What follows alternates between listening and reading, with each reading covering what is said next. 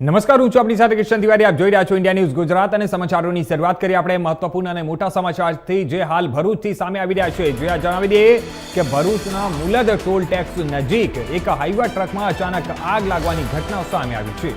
ટ્રકમાં પાછળના ટાયરોમાં અચાનક આગ લાગતા અફરાતફરી મચી હતી. મુલદ તરફથી જાડેશ્વર તરફ આવતી વખતે આ ઘટના બની હતી. ત્યારે ફાયર ફાઇટર દ્વારા ઘટના સ્થળે પહોંચી અને આગને કાબૂમાં લેવાના પ્રયત્નો હાથ ધરવામાં આવ્યા છે. આ મોટા સમાચાર છે ભરૂચથી જે આપ સુધી અમે પહોંચાડી રહ્યા છે. એક હાઈવા ટ્રકમાં આગ લાગવાની ઘટના સામે આવી છે. આ તસવીરો તમારી સામે છે, તમારી ટેલિવિઝન સ્ક્રીન પર જોઈ શકો છો. આ જે હાઈવા ટ્રક છે તેમાં અચાનક તેના પાછળના ટાયરમાં અચાનક આગ ભભૂકી ઉઠી અને જેના પછી ત્યાં અફરાતફરીનો માહોલ સર્જાયો હતો.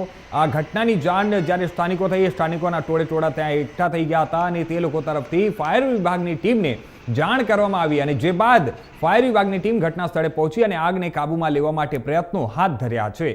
તો આ તસવીરો તમારી સામે છે. મોટા સમાચાર છે ભરૂચથી.